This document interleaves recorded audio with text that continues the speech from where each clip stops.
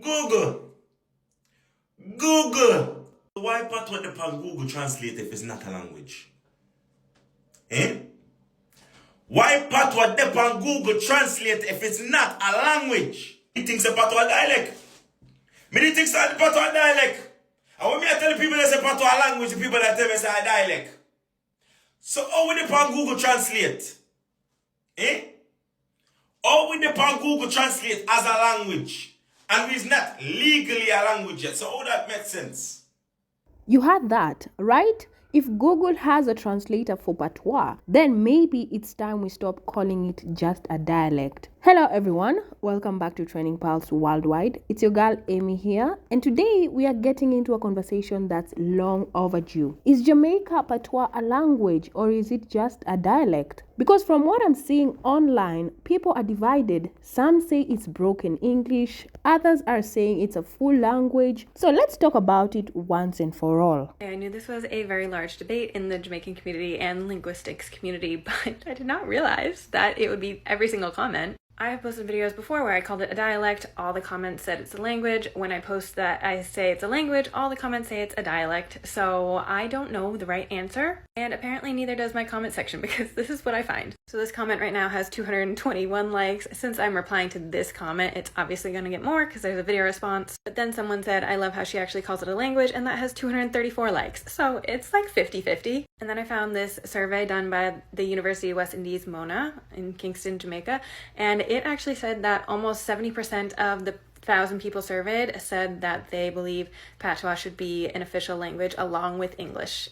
You can see right there how people are divided on this issue. And some say Patwa is just English with an accent because it shares some English words. But that's not how language works. So let's break this down. First of all, a dialect is a version of a language. Same roots, same system, just with different flavors. Like how American English and British English sounds different but are still very much English. But Patwa, it's something else entirely. This is madness. So apparently there are a lot of people that believe that Jamaican Creole is not a Creole. Now, of course, when we talk about Jamaican Creole, we're not talking about the ethnicity, nor are we talking about the food. We are discussing it as a type of language. Now, a Creole is a language that would have been formed based on a temporary language system of several speakers of different languages coming together in one space and then creating that temporary language system, and that temporary language system being passed on amongst the generations to become a permanent language system for these speakers. So based on that, Jamaican Creole in itself is a Creole. Now, of course, we have French-based Creoles, Dutch-based Creoles, and English-based Creoles. Of course, Jamaican Creole is an English-based Creole. Let me just emphasize a little bit. Patois is what we call a Creole language. And let me be clear, Creole doesn't mean broken. Creole means blended, a mix that becomes something entirely new. And in this case of Jamaican Patois, we are talking about English, West African languages, Spanish, Portuguese, all coming together under harsh, painful conditions during slavery. But even in that pain, our ancestors created a new way to speak, one with its own grammar, unique pronunciation, and rules that have nothing to do with English. And that's why linguists, people who actually study language, say Patois is not a dialect of English, but its own language. Public service announcement. Creole languages are not broken forms of European languages. So it's not broken English, it's not broken French, it's not broken Dutch, it's not broken Portuguese, broken Spanish, whatever. Not broken form of anything. They are their own languages.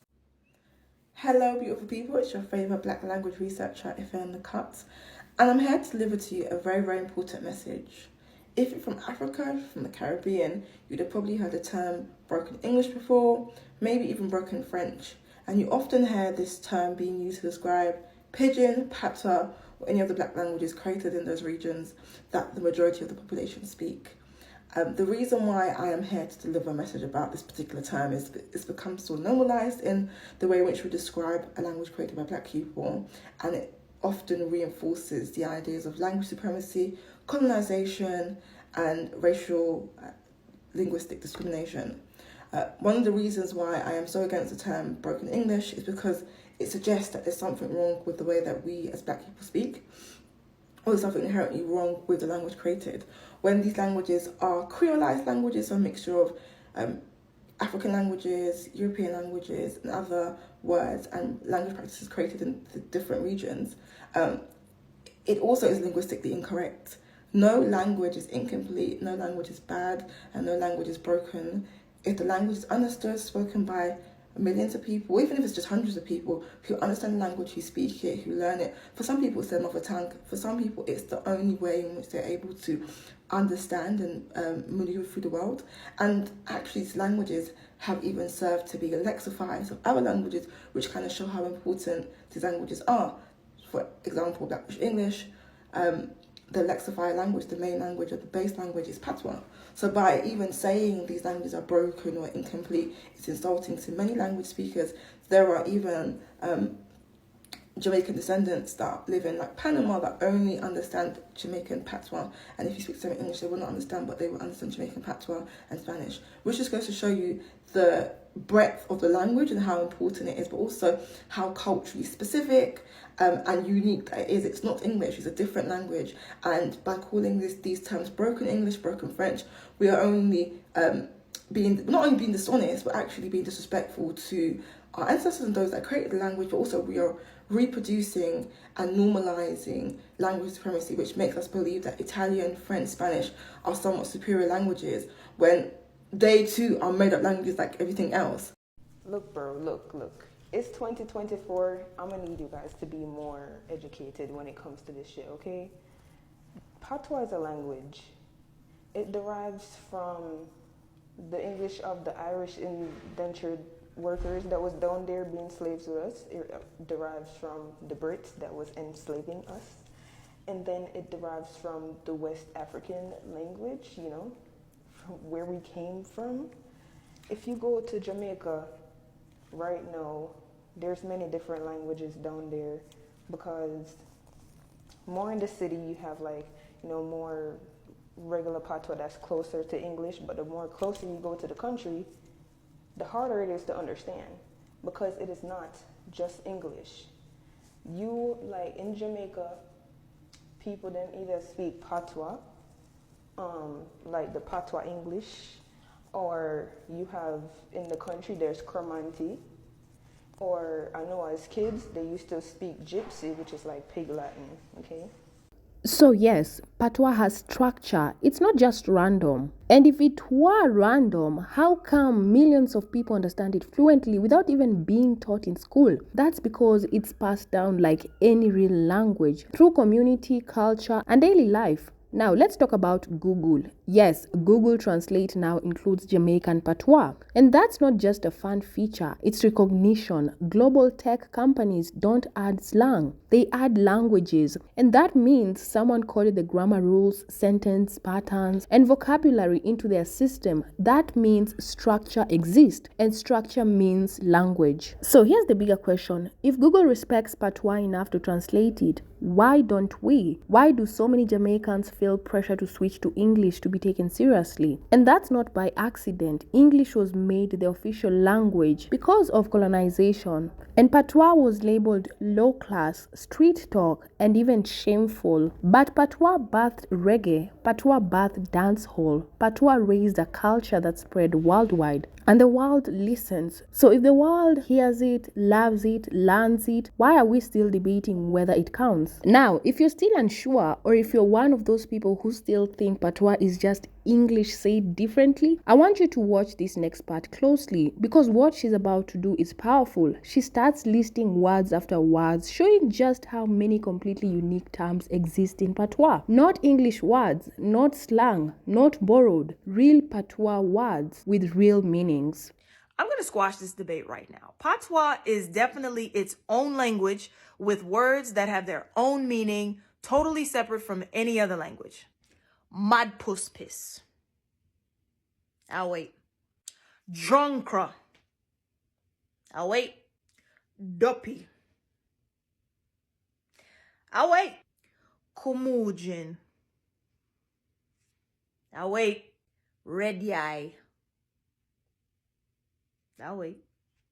Licky licky. Now wait. You see that? Those are not just English words in disguise. Those are patois words created from history, from African influence, from the streets, from the homes, from everyday Jamaican life. And the fact that they carry full meanings, words that can't even be translated directly into English sometimes, that alone shows that patois isn't depending on English to exist. It stands on its own. And honestly, if that's not the definition of a language, I don't know what is. And we've seen that it has structure, it has roots in multiple cultures, it's used in every part of life, and it's even being recognized by global tech giants like Google. And yet, some people still hesitate to call it a language. Why? Because it wasn't built in a European classroom, because it wasn't spoken in royal courts, because it came from struggle. But maybe that's exactly what makes it so powerful. Patois is the voice of the people. It's raw, it's rhythmic, it's real. And if we don't protect it, respect it, and teach it, we risk losing one of the most honest expressions of Jamaican identity. So let's stop asking if patois deserves to be called a language. Let's start asking, when will we give it the recognition it's always had? If Google can translate it, if linguists can define it, then Jamaica should honor it. Patois is not broken. Patois is built by resistance, built by culture, built by Jamaicans. But guys, if you have different thoughts, let me hear what you have to say. So drop a comment and let's have this discussion. And guys, before you go, kindly like, share and subscribe if you believe that our languages matter and that no one should be ashamed of the way their ancestors chose to speak. Thank you so much for sticking around, and I'll see you guys in the next video. Bye.